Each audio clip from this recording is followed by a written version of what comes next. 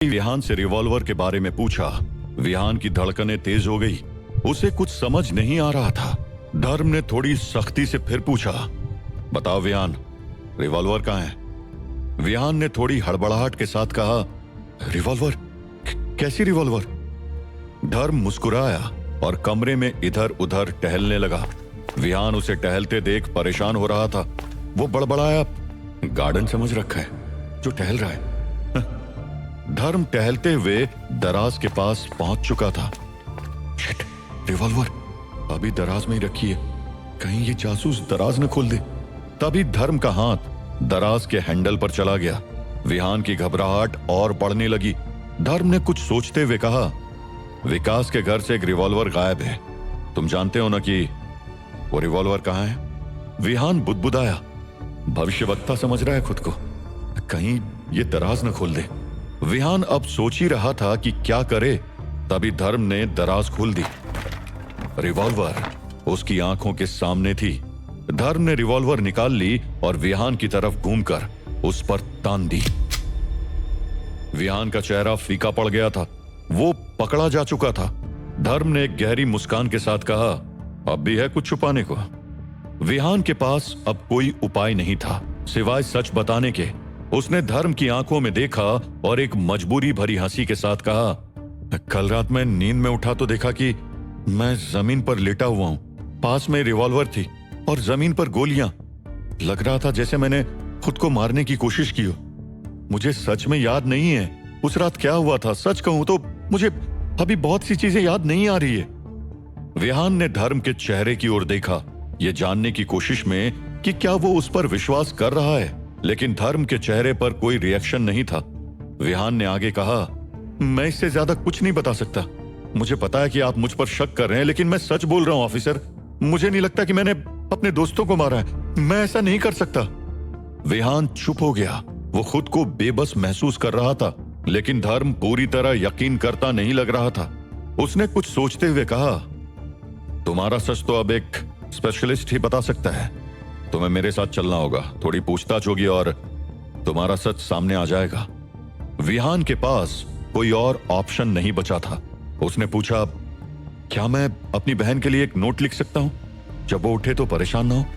दरवाजे के पास आकर रुकते हुए धर्म ने कहा, जल्दी करो।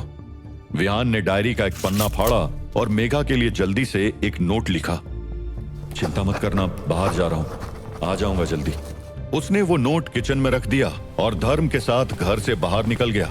धर्म के पीछे चलते हुए विहान के चेहरे पर घबराहट थी। वो मन ही मन प्रार्थना कर रहा था, मुझे स्पेशलिस्ट से बात नहीं करनी। क्या बोलूंगा मैं कि मैं तो इस दुनिया में 27 तारीख को ही आया हूं। धर्म बिल्डिंग के बाहर खड़ी पुलिस की घोड़ा गाड़ी की तरफ बढ़ रहा था और विहान उसके पीछे पीछे चल रहा था। धर्म ने घोड़ा गाड़ी का दरवाजा खोला और विहान का हाथ पकड़कर उसे अंदर धकेल दिया। विहान ने मन ही मन सोचा, लगता है मेरी जिंदगी अब जेल में गुजरने वाली है। काश कुछ ऐसा हो जाए जिससे मुझे भाग निकलने का मौका मिल जाए। विहान का गला सूख रहा था, लेकिन जैसे उसकी मन्नत पूरी होने वाली थी। धर्म जैसे ही घोड़ा गाड़ी पर चढ़ने लगा, पास के घर से झगड़े की आवाजें आने लगी। अगले ही पल एक पति पत्नी लड़ते हुए बाहर निकले। पति शराब पिए हुए था और पत्नी उसे घर के बाहर धक्के मार रही थी। इस बार जैसे ही पत्नी ने पति को धक्का दिया, वो सीधे धर्म से टकराया। धर्म गिरने से बचा। पत्नी ने झड़कते हुए कहा, घर में घुसने की हिम्मत भी मत करना। आपसे शराब पीकर आओगे तो बाहर ही सोओगे। वो औरत अब भी धर्म की ओर मुड़ी और शिकायत करने लगी, आप भी तो किसी के पति होंगे ना? आप भी रोज शराब पीकर घर जाते हैं क्या? बताइए। मालिक की बची हुई दारू खत्म करने के नाम पर रोज पीकर आता है कमीना। धर्म किसी तरह झगड़ा शांत करने की कोशिश कर रहा था, लेकिन वो आदमी नशे में बार बार धर्म के कंधे पर सिर रख रहा था। धर्म झुंझला रहा था। विहान ने देखा कि धर्म का ध्यान पूरी तरह उस झगड़े पर है। यही तो उसने मांगा था, चंद सेकंड का डिस्ट्रैक्शन। उसने मौका नहीं गवाया। वो चुपचाप घोड़ा गाड़ी से उतरा और एक तरफ दौड़ गया। धर्म अभी भी झगड़ा शांत करने में लगा हुआ था। विहान सड़क पर भाग रहा था, हांफते हुए। इतना तेज वो पहले कभी नहीं दौड़ा था। उसने पीछे मुड़कर देखने की हिम्मत भी नहीं की। पूरी स्पीड में दौड़ते हुए विहान एक पतली गली में मुड़ गया। गली से निकलकर जब वो दूसरी तरफ पहुंचा तो उसने पीछे मुड़कर देखा। उसके पीछे धर्म नहीं था। वो रुककर सांस लेने लगा। फिर उसके मन में एक ख्याल आया, कहीं वो जासूस उस पति पत्नी के झगड़े को शांत कर मेरे पीछे भागते हुए आ रहा हो तो। तभी विहान को एक घोड़ा गाड़ी की आवाज सुनाई दी। उसने गाड़ी रोकी और बिना वक्त गवाए उसमें कूद गया और घोड़ा गाड़ी वाले से कहा, स्टेशन की तरफ ले चलो। घोड़ा गाड़ी चलाने वाले ने बिना बोले बस सिर हिलाया और गाड़ी आगे बढ़ा दी। विहान ने राहत की सांस ली, लेकिन तभी उसकी नजर सामने बैठे एक आदमी पर पड़ी जो गुस्से से उसे घूर रहा था। विहान कुछ समझ पाता उससे पहले वो आदमी विहान के नजदीक आया और विहान का हाथ पकड़कर उसे घोड़ा गाड़ी से उतारने लगा। मुफ्त का चंदन घिसे रघुनंदन, है ना? पैसे भरे हम और घोड़ा गाड़ी की सवारी करो तुम, हैं? विहान को अभी घोड़ा गाड़ी से उतरना नहीं था। विहान ने जल्दी से सफाई दी, बस कुछ देर बैठने दो, वो मेरे पीछे पुलिस। जल्दी जल्दी में विहान ने पुलिस का नाम तो ले लिया, लेकिन उसका इतना कहना था कि सामने वाला चिल्लाने लगा, पुलिस मतलब चोर हो ना? किसी को लूट कर भागे हो ना? ओ घोड़ा गाड़ी वाले, जल्दी गाड़ी रोको, एक चोर गाड़ी में घुस गया है। विहान को उसे समझाने का मौका भी नहीं मिल रहा था। वो बस इतनी विनती कर सका, बस स्टेशन तक पहुंचने दो, तुम्हारे किराए का पैसा भी दे दूंगा। पर वो आदमी विहान की कोई बात सुनने को तैयार नहीं था। उसने विहान को घोड़ा गाड़ी से नीचे धक्का दे दिया।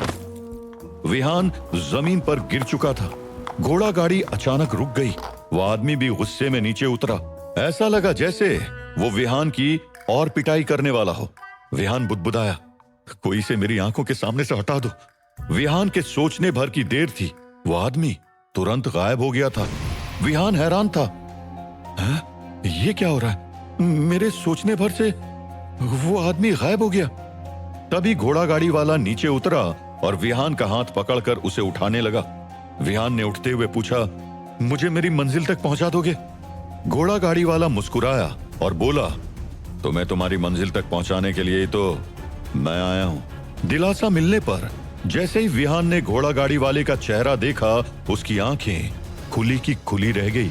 लाल चांद की रोशनी में उसने देखा वो और कोई नहीं, जासूस धर्म था।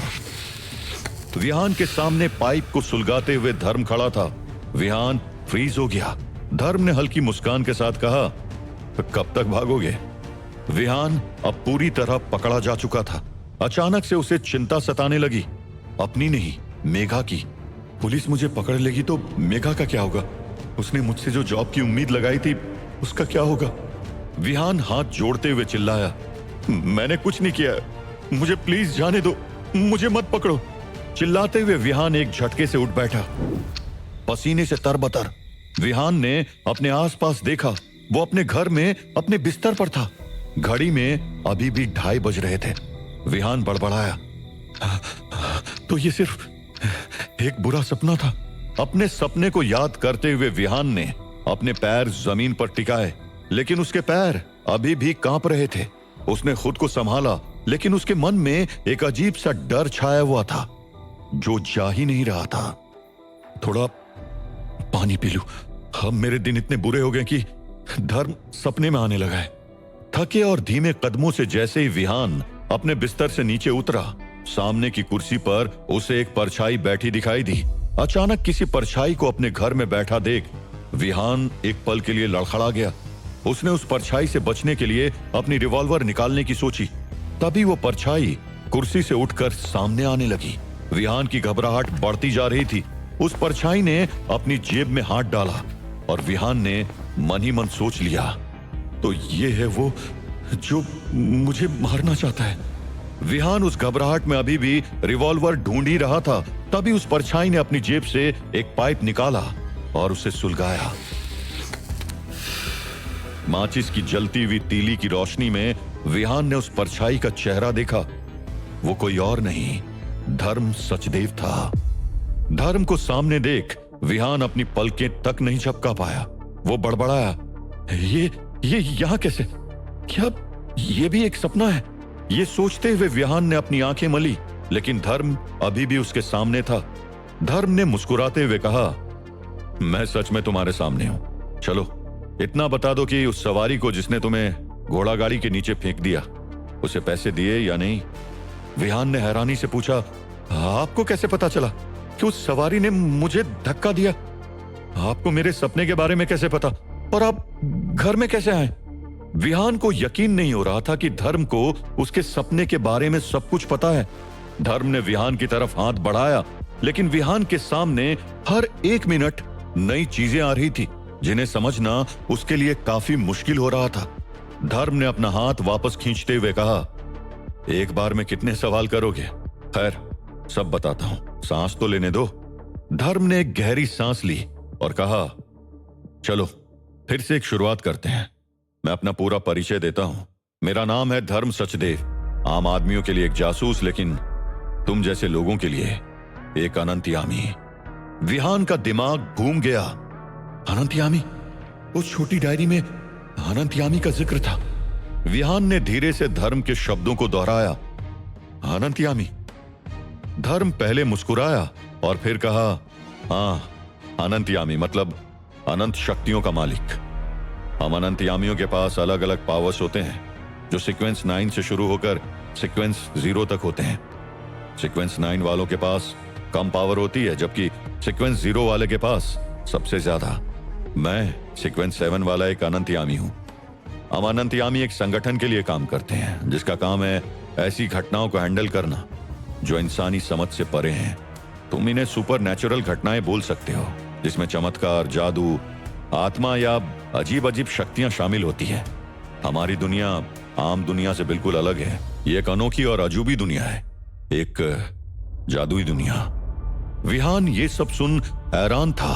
धर्म ने आगे कहा, कई बार अनंतयामी अपनी शक्तियों के नशे में चूर हो जाते हैं और समाज के लिए खतरा बन जाते हैं। हमारा काम सुपर नेचुरल घटनाओं के साथ साथ ऐसे अनंतयामियों को हैंडल करना भी है। हम सच का पता लगाने के लिए कहीं तक भी जा सकते हैं, जैसे तुम्हारे सपने में और तुम्हारे कमरे में भी। विहान अभी भी अनंतयामी की बातों को समझने की कोशिश कर रहा था। उसने झुंझलाहट में पूछा, ऐसा क्या जरूरी था कि आप मेरे सपने में घुस गए? धर्म ने कुर्सी खिसकाई और बैठते हुए कहा, मुझे कुछ जानकारी चाहिए थी विकास और नैना के बारे में। विहान को यह बात पसंद नहीं आई। उसने पूछा, ऐसे होती है पूछताछ? मतलब आपने मुझसे पूछताछ की और मुझे पता भी नहीं चला? धर्म ने विहान की बात काटते हुए कहा, लेकिन मुझे पता चल गया ना। यह सुनकर विहान एक पल के लिए चौंक गया। ऐसा क्या पता चल गया? धर्म थोड़ा गंभीर होते हुए बोला, मुझे पता चला कि तुम्हारी याददाश्त वाकई में गई हुई है। यह सुनकर विहान की आंखें चमक उठी। उसने राहत की सांस ली। तो अब आपको विश्वास हो गया ना कि मैं झूठ नहीं बोल रहा था? थैंक यू मेरी बात पर भरोसा करने के लिए। कम से कम अब यह बात तो खत्म हुई। धर्म एक कदम आगे बढ़ते हुए विहान के नजदीक आया और कहा, अफसोस बात अभी खत्म नहीं हुई है। धर्म ने हमदर्दी के साथ विहान के कंधे पर हाथ रखा और कहा, तुम्हें फिर भी मेरे साथ स्पेशलिस्ट से मिलने चलना होगा। विहान हैरान था। उसने पूछा, आप क्यों? धर्म ने गंभीरता से कहा, तुम नहीं चाहोगे कि तुम्हारे दोस्तों के साथ जो हुआ उसका सच पता चले? विहान ने असमंजस में कहा, चाहता हूं हाँ, लेकिन। विहान की बात बीच में काटते हुए धर्म ने कहा, तो फिर चलो मेरे साथ। मैं तुम्हें किसी आम स्पेशलिस्ट के पास नहीं ले जा रहा हूं। ये ऐसी स्पेशलिस्ट है जो तुम्हारी भूली सारी यादें वापस ला सकती है। इस जन्म की हो या पिछले जन्म की, सब कुछ साफ हो सकता है। यह सुनते ही विहान हैरान था। उसके मन में एक ही विचार आया, सारी भूली बिसरी यादें, मतलब अगर उसे मेरे 2025 के बारे में पता चल गया तो? विहान के पैरों तले जमीन खिसक गई थी। क्या धर्म को विहान की सच्चाई पता चल पाएगी? क्या विहान अपने ऊपर के शक को दूर कर पाएगा? क्या है इस अनंतयामी का रहस्य? जानने के लिए सुनिए इस रोमांचक कहानी का अगला एपिसोड सिर्फ और सिर्फ पॉकेट एफएम पर।